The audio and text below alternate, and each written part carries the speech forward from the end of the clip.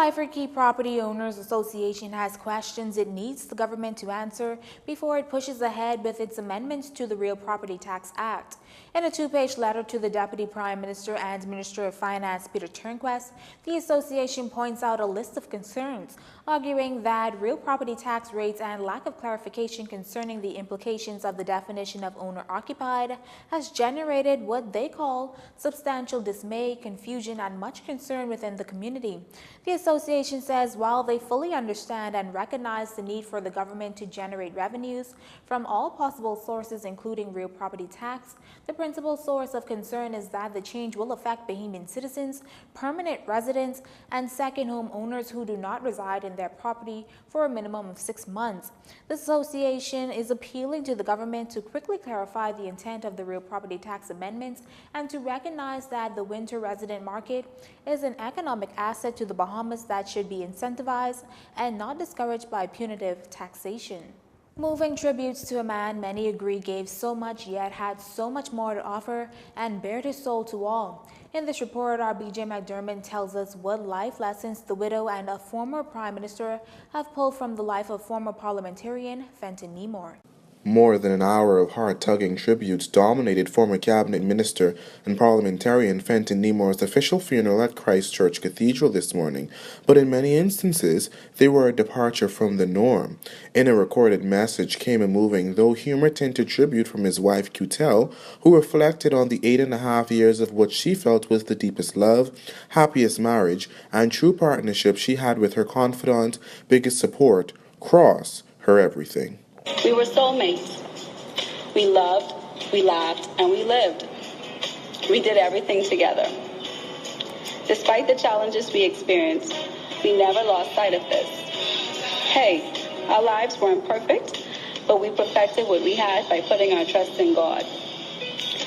We relied on God for our strength and guidance. There were times we both wanted to give up, but as we said, we will conquer the world. And that we did. Our entire relationship was an unforgettable journey. The now widow says she will always remember Fenton's heated debates and strategic thoughts on politics, love for his fraternity, country, and his proudest achievement, his children. They meant the world to you. Providing for them was a top priority. It reminded me of my father, always wanting the best for me, making any and all sacrifices.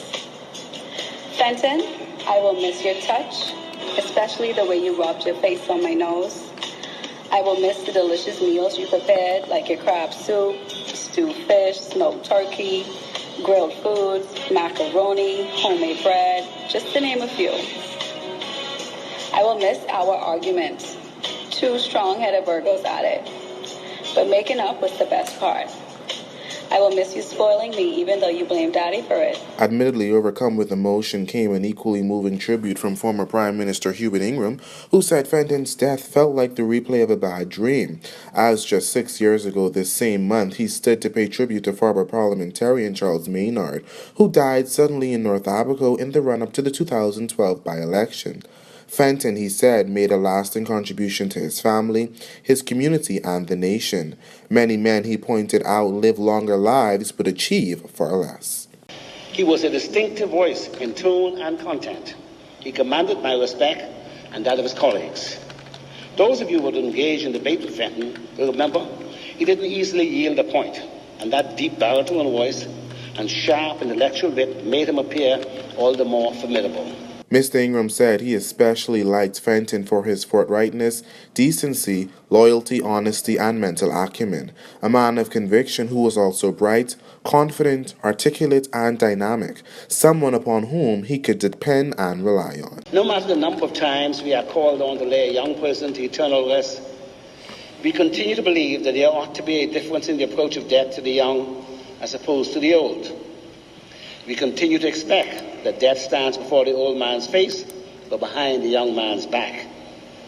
Today we are reminded that death strikes at will, from the front or the back, just as near to the young as it is to the old. As the hymn advises, far along we'll understand why. The congregation also heard how sadly at the end of Fenton's political career, the noted engineer could not find full-time employment. As Mr. Ingram put it, the unkindest cut of all. Yet, his faith and confidence in the face of so many odds was, he said, most inspiring. Reporting for JCN News, I'm Berthany McDermott. And while the bass and thunder of Fenton Nemore's baritone voice is no more, his toothy grin just a memory, but through his brother Chet Nemore, the former parliamentarian and MP today stood in Christ Cathedral and spoke his mind, gave his thanks, and said farewell to all he touched. Standing as a surrogate, Mr. Nemore told of Fenton's love for his mother, wife, and kids. Sigmas, we want to thank you not only for carrying Fenton into the church today, but also for carrying him in life. Archdeacon Father Palacios, you've officiated all of the pivotal aspects of Fenton and Q-Tel's journey. Thank you for being more than clergy and in many instances being more than family. May God continue his blessings upon you and Reverend Palacios. Doctors Beverton Moxie, Delton Farquharson, Theodore Turnquest, Darius Unwala, respectively, and nursing Doctors Hospital, especially the 4th floor. You're a clear testament of the professionalism and commitment which confirms the impressive scale of competence which exists. Close friend Glenn Laville said even in his sickness, Fenton was difficult to keep up with. He never expressed any fear of death. Mr. Nemore was interred in Woodlawn Gardens, Soldier Road.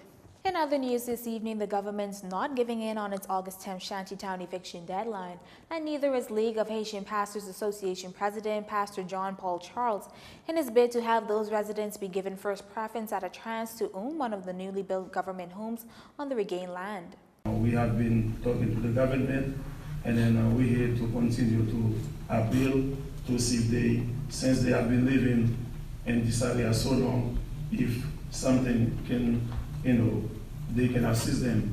And what we've been saying is for the government to have the law in one hand and the other hand to have compassion. But according to Shantytown Committee Chair Senator Dion Folks, no special preference will be extended to those residents. All of the land, the vacant land that will be made available as a result of this exercise will be used for the development of low-cost housing for Bahamians. Once you're Bahamian, you have the right to apply, no matter what your descent is. Whether you're Jamaican Bahamian, Canadian Bahamian, Haitian Bahamian, don't matter. Once you're Bahamian, you can apply and have equal opportunity as everybody else. And that is the official position of the government. Now, unlike New Providence, Abaco Shantytown residents have been given until next year to find alternative housing. The Bahamas Nurses Union has been given a week to respond to claims stemming from its request to take a strike vote. That vote has everything to do with an ongoing dispute with the Public Hospitals Authority over a shift system that called for expatriate nurses to work 12-hour shifts. The union is decrying the fact that they were not consulted over the change. Just yesterday, peeved nurses spoke out against another shift system that does away with the 4 days on, 4 days off work scheduled to 5 days on, 2 days off. This along with a number of other grievances like outstanding payments to nurses for postgraduate qualification, sick benefits for NIB, overtime payment for nurses in Grand Bahama, and postgraduate payments. When contacted, Health Minister Dr. Dwayne Sands said while the union may have issues, the facts aren't refutable. You're watching JCN News. Stay with us. This segment of the news was brought to you by Alive.